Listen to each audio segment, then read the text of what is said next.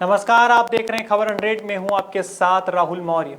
आइए रुख करते हैं इस वक्त की बड़ी खबरों पर, लेकिन उससे पहले एक नजर हेडलाइंस की ओर। मंत्री नरोत्तम मिश्रा का बड़ा बयान, ग्रामीण इलाकों में दिखी जागरूकता, गांव में 6% तक की संक्रमण की दर। मंत्री उषा ठाकुर के बयान से राजनीति गरमाई, कोरोना की लहर को यज्ञ से खत्म करने को कहा, जीतू पटवारी ने की निंदा। ग्रामीण क्षेत्रों में कोरोना की रोकथाम का प्रयास, ब्लॉक क्राइसिस मैनेजमेंट कमेटी की हुई बैठक।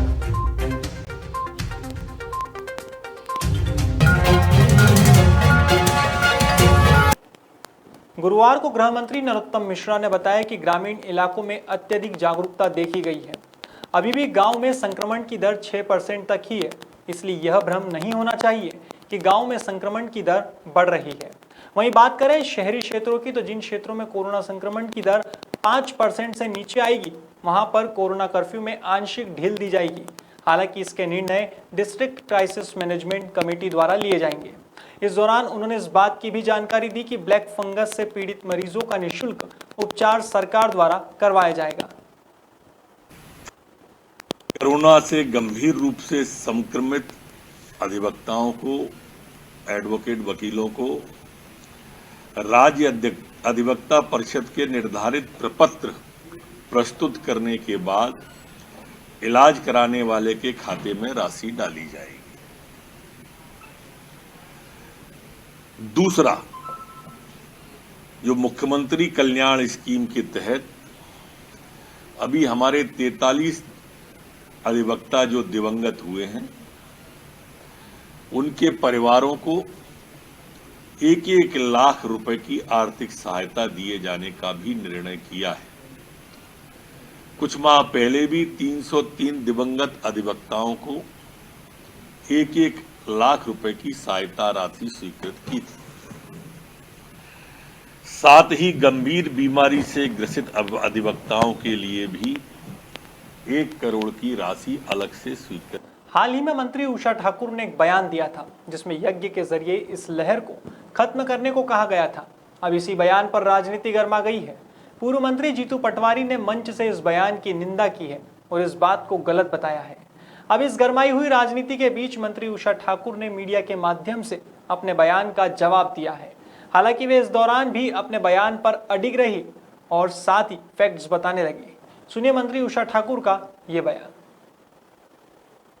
देखिए बंधुओं, ये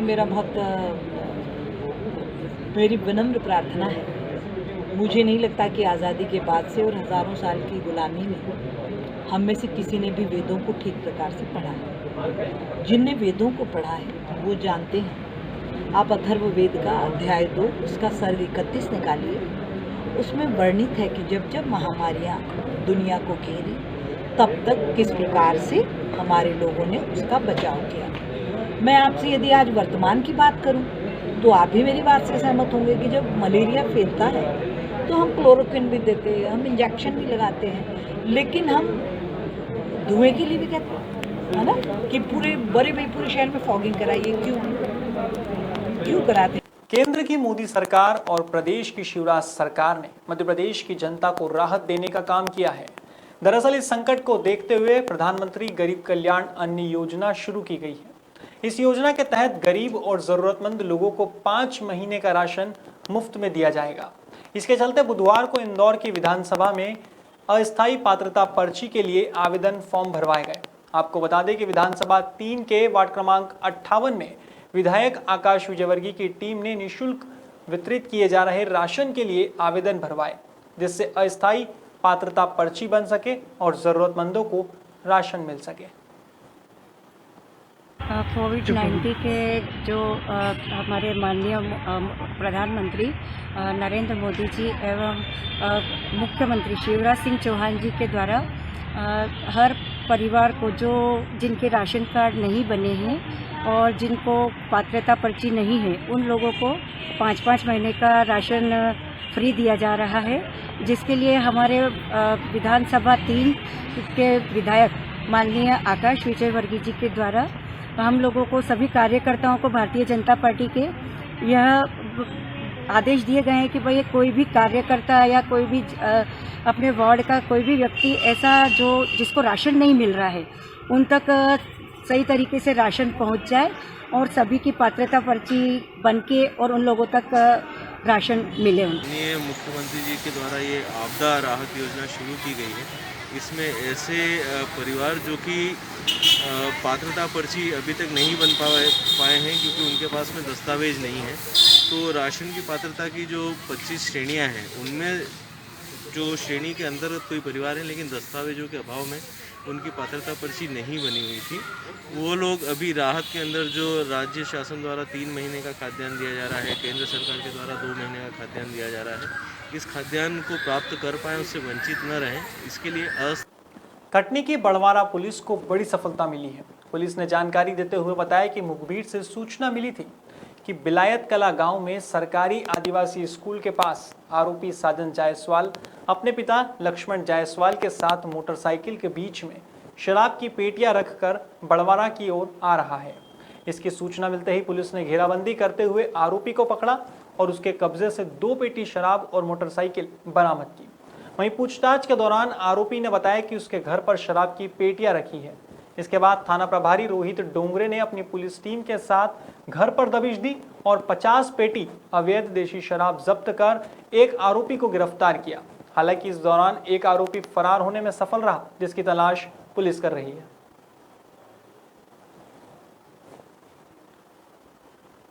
शहर के बाद अब कोरोना अपने पैर ग्रामीण क्षेत्रों में पसार रहा है।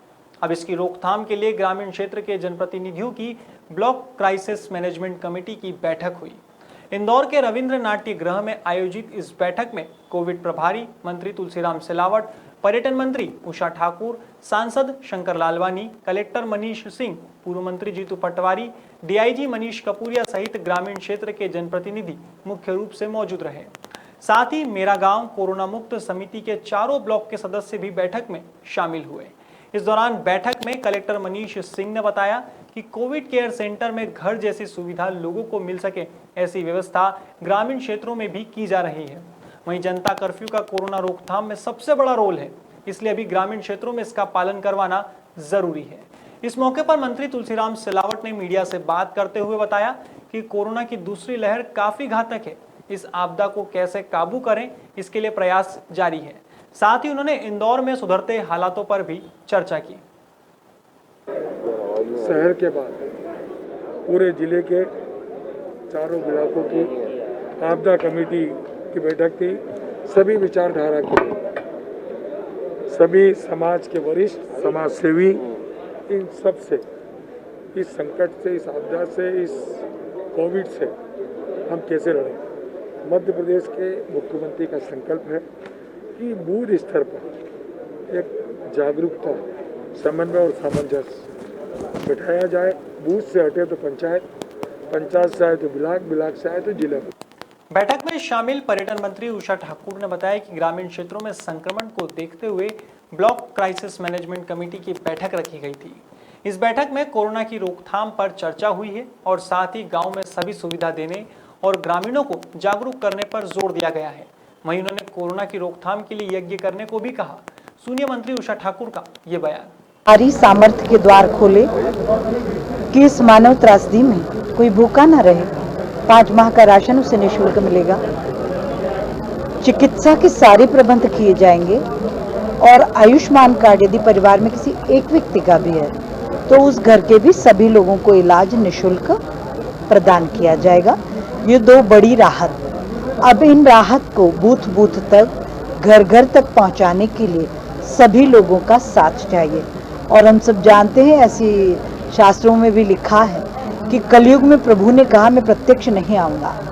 जब समाज संगठित होकर खड़ा होगा तो मैं अपनी सारी सामर्थ्य उन्हीं को समर्पित करूंगा और समस्याओं का जड़ मूल से निदान तभी।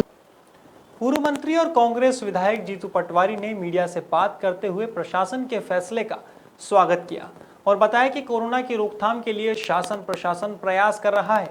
इस मुश्किल वक्त में हमें मिलकर प्रयास करने होंगे। उन्होंने कहा कि वातावरण बनाना काफी जरूरी है जिससे लोग जागरूक होंगे। प्रशासन का एक अच्छा प्रयास है। लोकतंत्र में ऐसा जब पेंडेमिक महामारी आती है तो मानव को मानव की रक्षा के लिए लड़ना पड़ता है। और इंदौर शहर में चूंकि शहरों के हालात बद से बदतर है, इंदौर की भी हालात प्रशासन कितना भी बोलता रहे पर टेस्टिंग कम हो रही, इसका मतलब है कि वो जिस दिशा में जाना चाहिए उसमें कमी है। पर राजनीतिक कार्यकर्ता होने के नाते, मैं जीतू पटवारी, राजनीतिक कार्यकर्ता होने के नाते मेरी पार्टी के कार्यकर्ता, उनका भी दायित्व है कि अब हम सब।